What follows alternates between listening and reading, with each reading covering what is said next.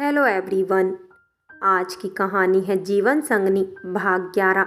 कहानी अगर अच्छी लगे तो लाइक करें, शेयर करें और प्यार भरी कहानी चैनल को सब्सक्राइब करें। फ्रेंड्स, पिछले भाग में आपने पढ़ा पूजा की सच्चाई सभी घर वालों को पता चल जाती है। इस बात का अभिजीत को बहुत दुख होता है और वो घर छोड़कर जाने को कहता है, लेकिन पूजा उसे माफ़ी मांगती है। लेकिन अभिजीत उसे धक्का मारकर चला जाता है, जिसकी वजह से पूजा गिर जाती है। जहाँ वह गिरती है वहाँ कोई नुकीली चीज़ थी। गिरने की वजह से वह पूजा के पेट में लग जाती है और उसके पेट से खून की धारा निकलने लगती है, जिसे सब ने देखा था सिवाय अभिजीत के। सभी घर वाले उसे तुरंत हॉस्पिटल ले जाते हैं, लेकिन केस इतना क्रिटिकल था कि या तो माँ को बचा सकते थे या बच्चे को। अब आगे परिवार वालों ने तुरंत ही माँ को बचाने के लिए कहा और ऑपरेशन के पेपर पर सिंगला जी ने साइन किए। पूजा की गलतियों को नकार कर वो परिवार उसे बचाना चाहता था, जिसकी उसने कभी परवाह ही नहीं की। वो चाहते तो बच्चे को बचा के पूजा को मर जाने देते, पर उन्होंने ऐसा नहीं किया। यही तो परिवार होता है। ऑपरेशन काफी देर तक चला। आरती भी डॉक्टर की टीम के साथ ही थी। रात से सुबह हो गई थी। एक तरफ ऑपरेशन के बाद से ही पूजा बेहोश थी, वहीं दूसरी तरफ अभिजीत का कोई पता नहीं था। अभिनव से कई बार फोन कर चुका था, पर उसने उठाया ही नहीं। सबको यही डर लग रहा था कि कहीं वो भी ना कुछ कर बैठे। सुबह 10 बजे की फ्लाइट से भावना भी लौट रही थी। पूजा पिछले 4 घंटों से होश में नहीं आई थी। चिंता इतनी ज्यादा बढ़ती जा रही थी कि किसी को कुछ भी समझ नहीं आ रहा था। सुबह 7 बजे पूजा को होश आया। होश में आते ही उसने डॉक्टर से सबसे पहले अपने बच्चे के बारे में ही पूछा। औरत कैसी भी हो, पर जब वो माँ बनने वाली होती है तो उसके लिए उससे ज़्यादा ज़रूरी और कुछ नहीं होता। वो बच्चा उसके मन में जिस खुशी को जन्म देता है और गर्भ के पीड़ा को भी ख़त्म कर देता है। भले पूजा ने उस समय कुछ भी कहा हो, पर वो बच्चा ही उसकी आखिरी उम्मीद, जिंदगी जीने की वजह बन गया था। और अपनी उस वजह को अपने पास ना पाकर पूजा अपना आपा खोने लगी। डॉक्टरों पर चिल्लाने लगी। इससे पहले कि डॉक्टर्स कुछ बोलते, वहां आरती आ गई। पूजा ने और जोर से चिल्लाते हुए पूछा कि उसका बच्चा कहाँ है। आरती ने डॉक्टर से वहां से जाने की विनती की और परिवार वालों को अंदर भेजने को कहा। फिर पूजा की ओर देखा और बोली, आपने अपनी ही वजह से अपना बच्चा खो दिया है। खो दिया है मतलब कुछ नहीं हो सकता मेरे बच्चे को। देखो, मैं मानती हूँ मैंने गलत किया है, पर उसकी सजा ऐसे मत दो। मत दूर रखो मेरे बच्चे को मुझसे। हाँ हाँ, लौटा दो ना, पूजा गिड़गिड़ाते हुए बोली। बाकी सब लोग भी अंदर आ चुके थे। पूजा को इस तरह बर्ताव करते हुए उसकी माँ ने देखा तो उनसे नहीं रहा गया। वो उसके पास गई और उसे जोर से झकझोरते हुए बोली, मर गया वो, मार डाला तूने। अब किस बात का दुख मना रही है? देख, उतर गया तेरा बोझ। आजाद हो गई तू। उस नन्ही जान को दुनिया में आने ही नहीं दिया तूने। पूजा रोने लगी और रोते रोते माँ के गले लग गई। उसकी सिसकियां पूरे कमरे में सुनाई दे रही थी। माँ ने उसके सर पर हाथ फेरा। रोते रोते ही पूजा ने अभिजीत के बारे में पूछा।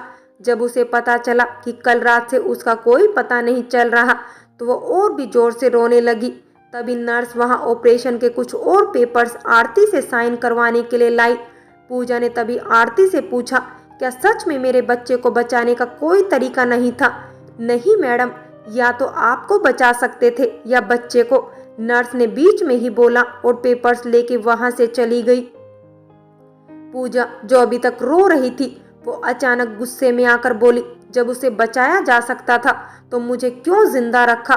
किसने आप लोगों को हक दिया मेरे बच्चे को मारने का? मुझसे किसी ने कुछ पूछा क्यों नहीं? उस वक्त सबको यही लगा कि आपको बचाना ज्यादा जरूरी है और आप उस हालत में नहीं थी कि आपसे कुछ भी पूछा जाता, आरती ने बताया। सबको या तुमको, तुमने हर बार मेरी खुशियों को छीना है, आखिर मार डाला ना। कहते हुए पूजा आरती की ओर लपकी उसे मारने के लिए। उसके हाथ में लगाए हुए स्लाइन की तार और भी कुछ मशीनों के तार टूट गए। सिंगला जी और अभिनव ने पूजा को पकड़ा, पर पूजा इस सदमे को बर्दाश्त नहीं कर पाई और अचानक ही बेहोश हो गई। उस समय लगभग 10 बजने वाले थे। मनमोहन जी ने अभिनव को भावना को लाने के लिए भेज दिया था। इधर डॉक्टरों ने कहा कि पूजा का आराम करना भी जरूरी है। इसलिए उसे शांत रहने का एक इंजेक्शन लगाकर छोड़ दिया गया था, ताकि वह अपने आप को नुकसान ना पहुंचा ले या किसी और को भी नुकसान न पहुंचाए। करीब 1.5 घंटे बाद अभिनव भावना को लेकर हॉस्पिटल आ गया। भावना को जब पता चला कि अभिजीत वहां पर है ही नहीं पिछली रात से, तो उसे चिंता होने लगी। ऐसी स्थिति में अभिजीत कहाँ है? सबकी नजरों से बचाते हुए उसने अभिजीत को फोन किया। 2-3 बार में तो उसने फोन उठाया ही नहीं, पर चौथी बार में अभिजीत ने फोन उठा लिया। कहाँ हो आप? मुझे आपसे मिलना है, अभी मिलना है, भावना ने पूछा। मैं अपने पुराने वाले घर पर हूँ, पर मैं किसी से मिलना नहीं चाहता। मुझे अकेला छोड़ दो, मैं फिलहाल अकेले रहना चाहता हूँ। मुझे कुछ दिन अकेला छोड़ दो, अभिजीत ने भावना से कहा। अकेला तो मैं आपको छोड़ दूँ, पर आपको पता है मैं कहाँ से बोल रही हूँ? मैं फिलहाल हॉस्पिटल में हूँ और आपने किसी को खो दिया है, भावना बोली। खो दिया है? किसे खो दिया है? मेरा था ही कौन जिसे मैं खो दूँ? मैं जानता हूँ अभिनव भैया और भाभी मम्मी पापा का अच्छे से ख्याल रख रहे होंगे, इसलिए उनके लिए तो मुझे चिंता करने की कोई ज़रूरत ही नहीं है। हाँ, जहाँ तक बात रही तुम्हारी बहन की, उसका होना या ना होना मुझे तकलीफ नहीं देगा। अभिजीत अभी भी गुस्से में ही था और गुस्से में ही उसने बोला, आपने अपना बच्चा खो दिया है। वह बच्चा खो दिया है जो शायद पूजा दीदी से ज़्यादा आपके लिए मायने रखता था। मुझे लगता है आपको यहाँ होना चाहिए था, पूजा के लिए नहीं, अपने आप के लिए। अगर आप आ रहे हैं तो हम सब आपका इंतज़ार करेंगे। अगर आप नहीं आ रहे हैं तो भी अभिनव जिया जी गंगा में शव को बहाने के लिए लेकर जा रहे हैं, भावना ने बताया। मेरा बच्चा मर गया, मार दिया उसने मेरे बच्चे को, यही तो खुशी थी, वह भी मुझसे छीन ली। और मेरा होना भी क्या मायने रखेगा? मैं कैसे जी पाऊंगा यह सब? मैं नहीं आ पाऊंगा, मैं नहीं देख पाऊंगा यह सब। मुझे माफ करना, मैं नहीं आ रहा, अभिजीत बोला। भावना ने आगे कुछ और नहीं बोला और सीधे फोन काट दिया। कुछ देर बाद अभिनव, मनमोहन जी और सिंगला जी छोटे से मरे हुए मांस के टुकड़े, क्योंकि बच्चा तो अभी बना ही नहीं ना, को लेकर गंगा के तट की ओर बढ़े। इससे पहले कि वहां से प्रवाहित करते, अभिजीत वहां पर पहले से मौजूद था। अभिनव ने उसे देखा, उसे अपनी तरफ बुलाया और उसके हाथ में वह शव देकर उसे पंडित जी के विधि के अनुसार उसको बहाने के लिए कहा। अभिजीत की आंखों से बहते झरझर आंसू रुकने का नाम नहीं ले रहे थे। पंडित जी अपनी विद्या पूरी कर रहे थे। अभिनव ने सहारा देकर उस शव को गंगा में प्रवाहित किया और अभिजीत ने अभिनव को जोर से गले लगा लिया और रोने लगा। मनमोहन जी और सिंगला जी ने उसे सांत्वना दे समझा बुझाकर अस्पताल ले आए। अस्पताल पहुंचते ही वह पूजा के रूम में पहुंचा।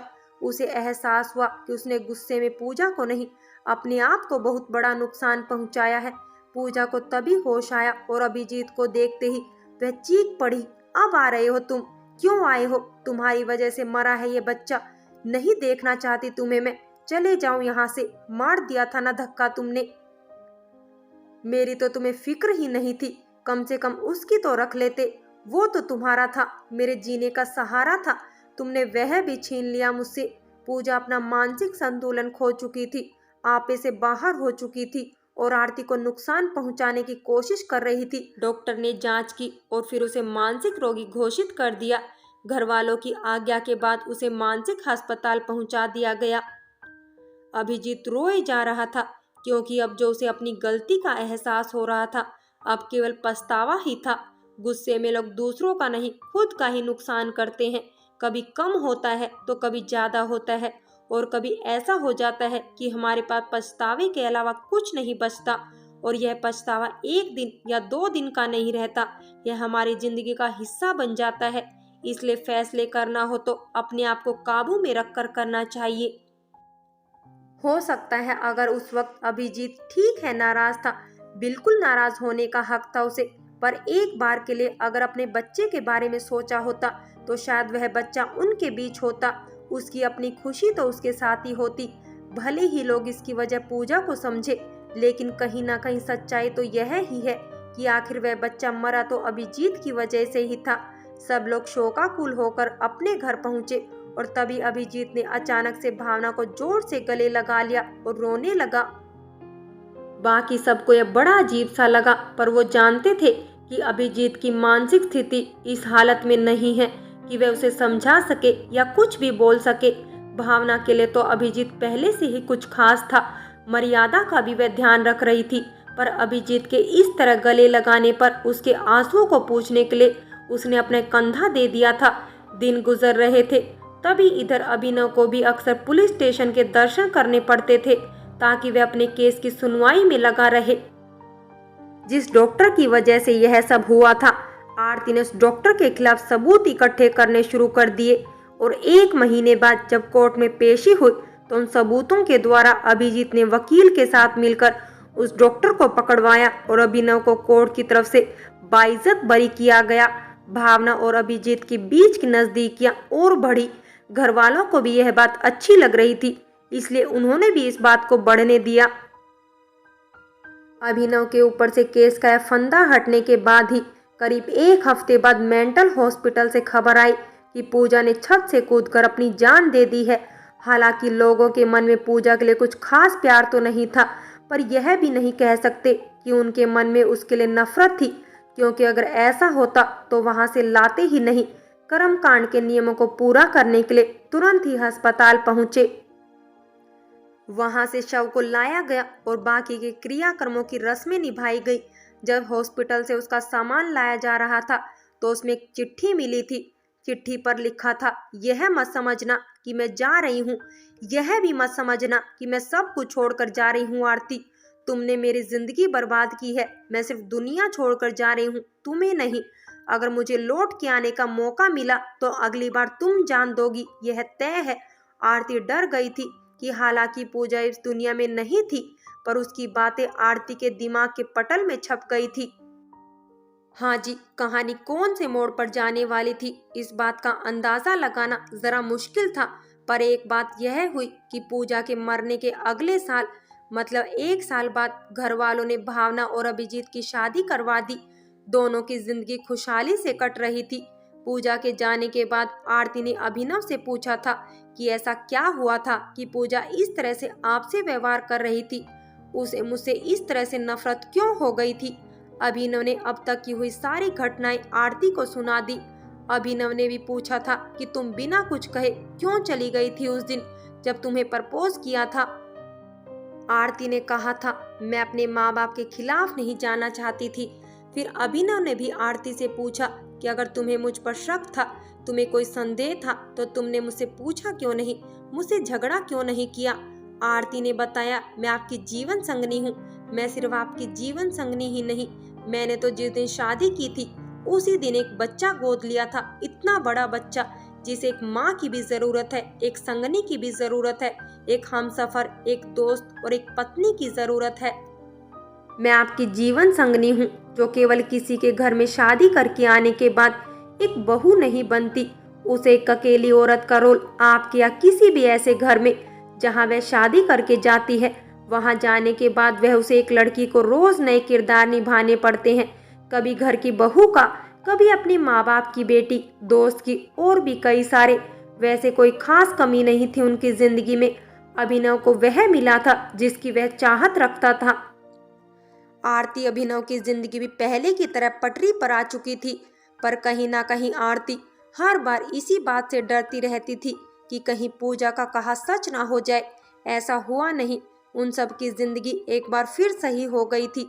सब कुछ सही चल रहा था। पूजा के जाने के बाद घर का जो माहौल बना था उसमें नकारात्मकता की कोई जगह नहीं बची थी। आरती जब माँ बनी तो उसने अपने बच्चे का ख्याल दुगनी समझदारी और धैर्य से रखा। उसके चक्कर में उसने अपने काम को भी थोड़ा आराम दे दिया। घर वाले बहुत खुश हुए। जीवन संगनी कहानी हर उस औरत को समर्पित है जो शादी करके सिर्फ किसी की पत्नी नहीं बनती, वह उस घर को संभालने वाली और एक ही जीवन में कई रोल निभाने वाली बनती है। इस कहानी से एक और चीज यह जान पड़ती है कि अगर कोई घर को बिगाड़ने पर आ जाए तो घर के साथ साथ खुद को भी बिगाड़ लेते हैं। हमें तय करना होता है कि हम बिगाड़ने वाले बनना चाहते हैं या संभालने वाले, क्योंकि बिगाड़ना और बनाना दोनों ही एक लड़की के हाथ में होता है। किसी ने सच कहा है कि अगर एक मर्द के आगे बढ़ने में एक औरत का हाथ है तो एक औरत के आगे बढ़ने में भी एक मर्द का हाथ है। शादी उस रेलगाड़ी की तरह है जहां दोनों कहीं अगर बराबर ना चले तो रेल का एक्सीडेंट होना तय है। इस पटरी पर प्यार विश्वास की बहुत ज़रूरत होती है। हर छोटी बात को लेकर आप घर में कलेश करें या घर तोड़ दें, यह समझदारी नहीं होती। कुछ बातें आप बातों में भी हल कर सकते हैं और कुछ अपनी समझदारी से भी। और यह बात केवल स्त्रियों पर नहीं, पुरुषों पर भी बराबर से लागू होती है। फ्रेंड्स, जीवन संगनी कहानी यही समाप्त होती है। और अगर कहानी अच्छी लगी हो तो लाइक करें, शेयर करें और प्यार भरी कहानी चैनल को सब्सक्राइब करें।